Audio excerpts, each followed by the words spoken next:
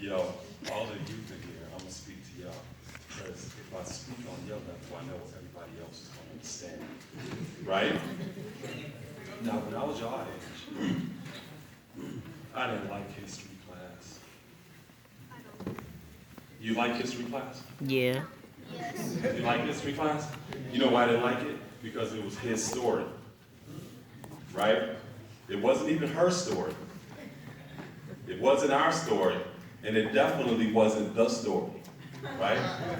Because every November, you learn about some person named Christopher Columbus, right? And he discovered America where there were millions of people there already. That's like me walking into this building and discovering City Hall. Right? Okay. Now, I want to just take a few minutes and talk a little bit about one of my ancestors. His name was Josiah Henson, right? And he was born on June 15, 1789. And the benefit of this is I had parents that taught me this when I was younger, right? Now, he was born as a slave, right? And he remained a slave for 41 years.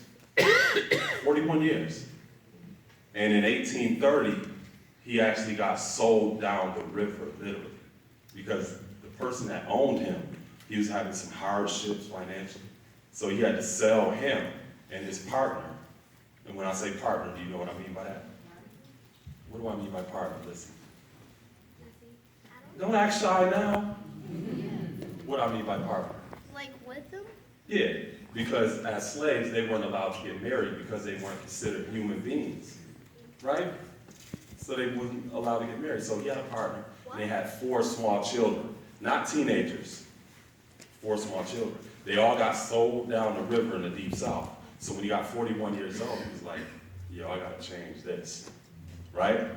So he left the Deep South and walked.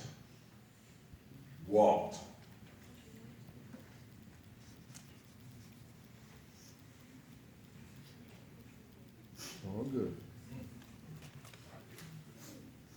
Okay.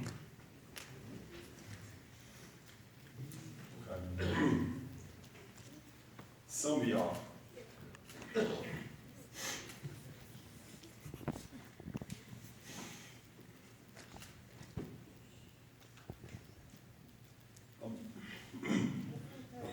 You need a hug?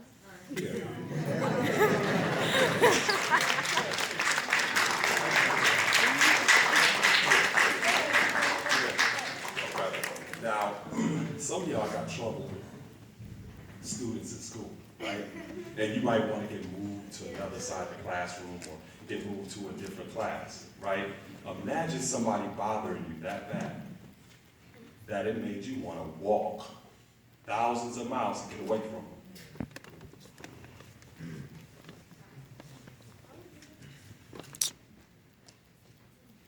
Imagine that. Somebody's bothering you that bad. So, him and his partner took their 4 small children and walked from the south up to the north into Canada.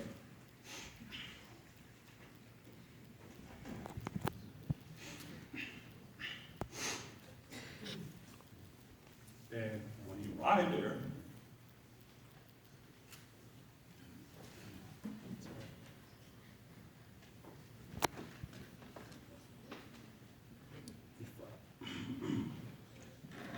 he found that there were other slaves there, right?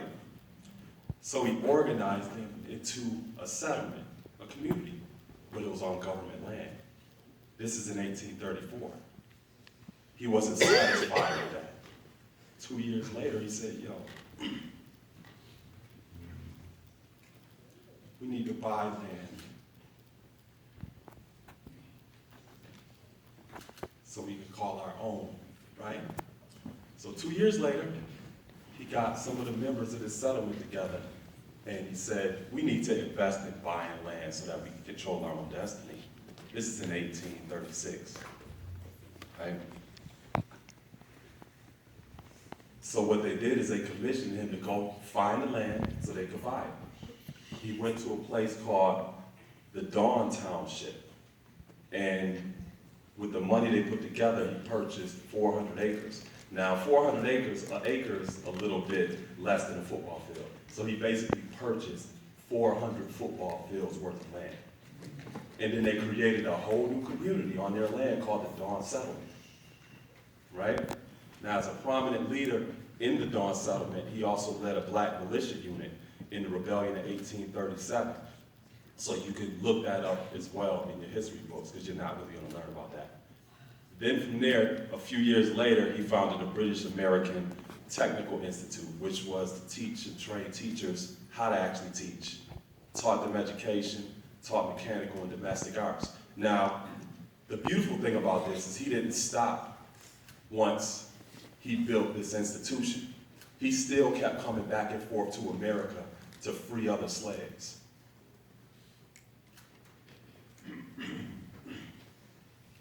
And whoever read Uncle Tom's Cabin, raise your hand. By Harriet Beecher Stowe. She interviewed him and used elements of his life in her book. Right?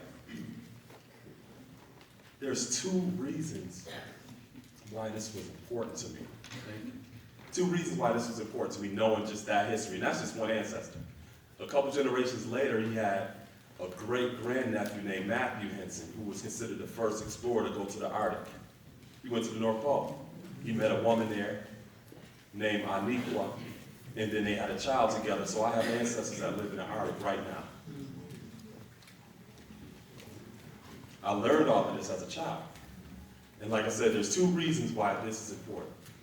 Number one, it gives you a sense of pride and identity, because I know possibilities. I have an ancestor that's an explorer. So I know I can do it. Institution builder. A person that's resilient, that's able to endure a lot of things. When you're not connected to your history and you don't know that these people are in your ancestry, it's difficult to be it if you don't see it. That makes sense to you? It's difficult to be it if you don't see it. Right? So you know how we play in the gym? Especially you. And I'll be shooting 3-pointers in your face. Right? Now you know it's possible for you to do it because I do it to you all day. Right? I did it one time and you didn't beat me not. Okay, to wrap this up, my father's here.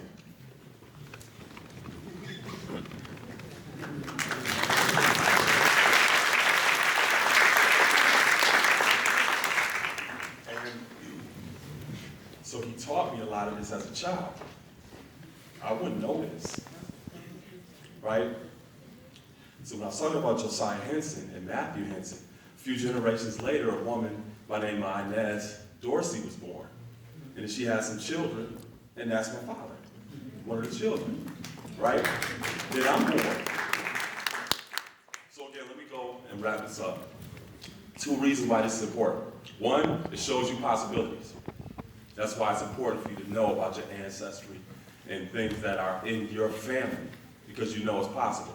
Number two, it teaches you the ability to problem solve, right? Brooklyn, how old are you? Okay, you're 11 years old. If you don't know anything about your mom or your dad, your library has 11 books in it. What that means is, if you're trying to solve problems in life, you are just being able to solve those problems on your own personal experience. Right? You know your mom's. You know how old your mom's is? You know how old your mom's is? How old is your mom? Huh? She about, let me say, 20. Okay? And tell her I said that too. Okay? Now your library has expanded because you can ask her questions about how she solved problems and how she went through life and some of her experiences. The more you know, the more your library expands in life, right? So I read a lot, I learn a lot, so I have a very vast library in terms of striving to problem solve. So in terms of our international school, I just wanted to mention this as well. Niagara Falls is changing demographically. changing, right? So when you look at our school system, you have a lot of diversity with the children. We have to be able to meet them where they are. We have to meet them where they are. We have a lot of Sikhs that's moving into the community, a lot of Muslims that's moving into the community, a lot of other different people who are bringing their experiences to Niagara Falls. We have to be able to meet them and their children where they are. Because they're changing. If you don't change, you're going to be the ones that's obsolete. Do you understand that? So we have to meet our children where they are. You done, Ken? I'm done? Okay. Thank you. I appreciate the opportunity to speak.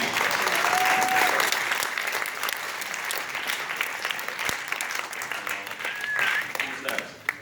Do I got- All right, thank you. Saladin. Thank you, Saladin, a lot. It was nice to hear your roots. As African Americans, though we have had a presence in America for some 400 years now, our roots are definitely in Africa. Which part of Africa, most of us are not sure of. But with most of our nations of Africa represented by the following, all Africa,